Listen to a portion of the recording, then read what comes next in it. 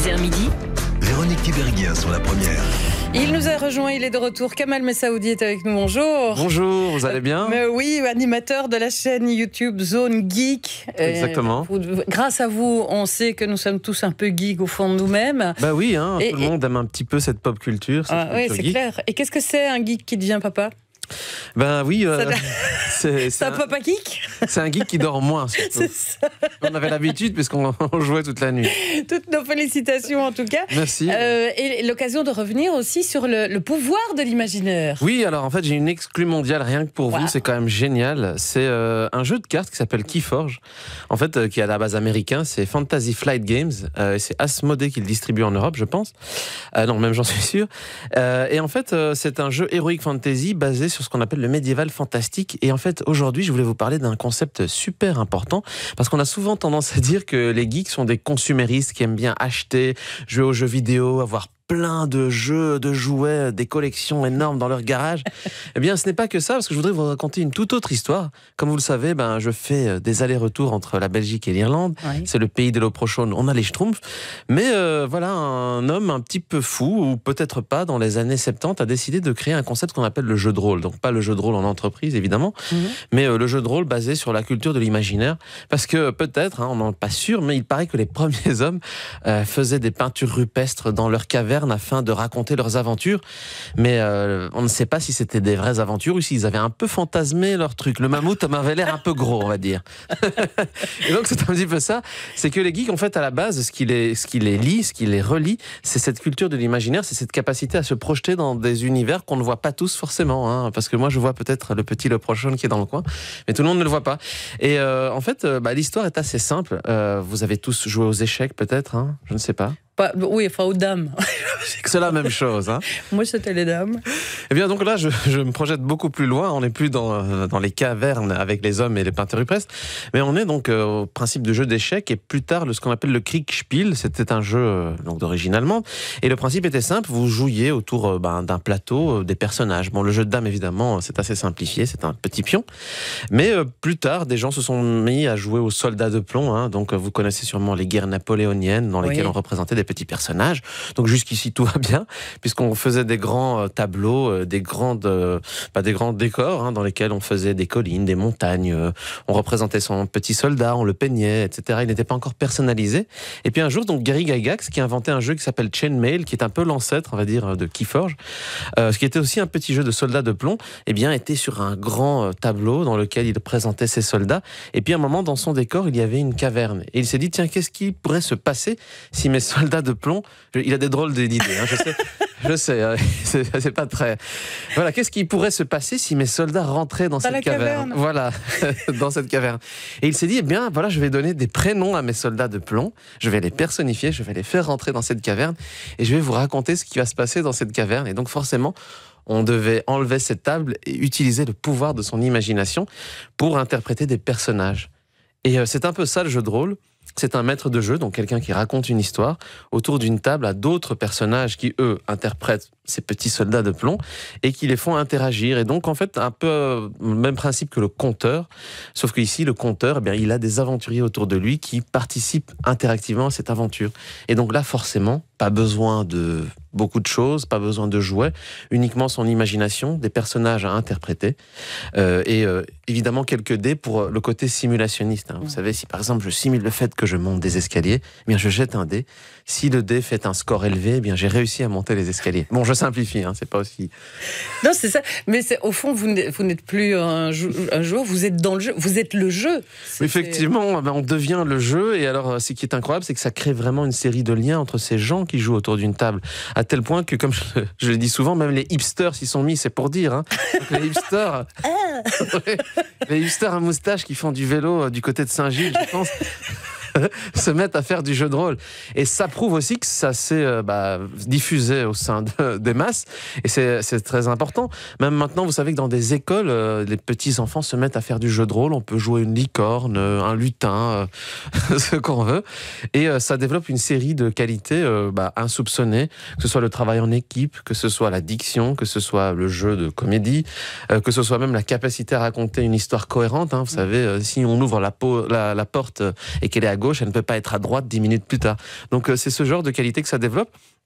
Évidemment, les éditeurs y ont vu une forme de poule aux œufs d'or, et donc ils ont commencé à créer leurs propres univers, développer des livres, des extensions, créer des dés très spécifiques, etc., etc.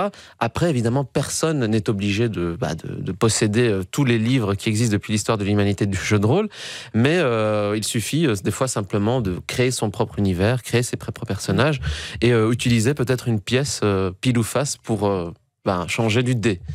Alors, est-ce qu'on peut dire que Donjons et Dragons, c'est celui qui a été le plus popularisé et qui est à peu près le plus connu dans la culture, oui. Même si on n'y a jamais joué, on sait que ça existe. Exactement. Donjons et Dragons, vous faites bien de le souligner, en fait, qui a été créé par Gary Gygax, est le plus connu. D'ailleurs, même il y a eu un dessin animé dans les années 80, Donjons et Dragons. Je ne sais pas si vous en souvenez. Oui.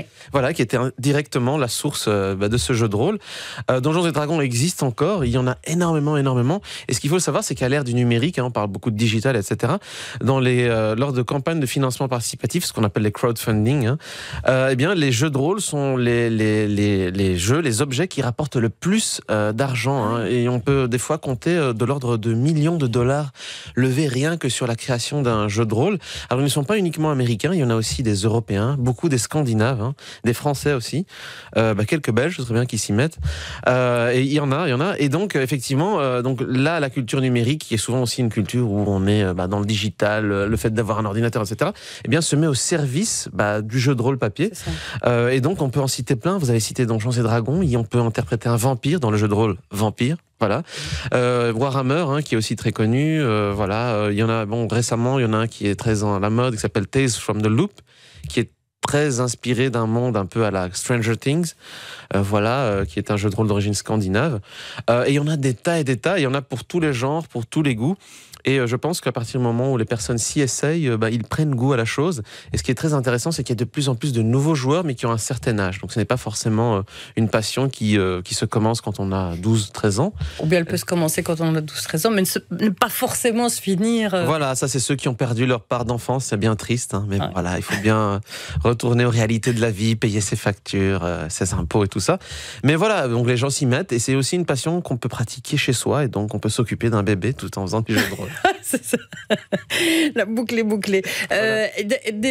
J'allais dire, est-ce que le jeu de rôle permet effectivement une socialisation que le numérique aujourd'hui, qu'on accuse le numérique de mettre à mal, parce qu'il me semble qu'on retrouve aussi sur des plateformes numériques des jeux de rôle aujourd'hui et qu'on peut jouer à distance avec un Américain, des choses comme ça. Quoi. Oui, alors ça c'est extraordinaire, vous soulevez quelque chose de super important, c'est qu'effectivement avant on disait que le jeu de rôle il fallait se réunir physiquement autour d'une table, on ramenait son paquet de chips, sa pizza, c'était pas très sain, mais bon. Et on jouait tout le week-end. Effectivement, maintenant, grâce au programme, quelqu'un qui est connecté aux États-Unis peut jouer avec quelqu'un qui est en Europe et quelqu'un qui est en Asie et participer ensemble à une partie. Alors évidemment, le numérique a les défauts de ses qualités ou les qualités de ses défauts. C'est-à-dire qu'effectivement, le principe même d'un jeu de rôle, il n'y a pas le contact physique, les échanges, etc. Mais c'est quand même extraordinaire de pouvoir faire des parties pour les gens qui sont seuls au fin fond de l'Arizona et qui n'ont pas d'amis. C'est une manière d'avoir des amis digitaux. Non, mais c'est vrai. Mais le geek a plein d'amis. Ça dépend, mais voilà. Non, mais voilà, effectivement. Donc... Et alors, en plus, les jeux de rôle commencent à jouer un petit peu. Je pense que le Monopoly a aussi développé des applications numériques, etc.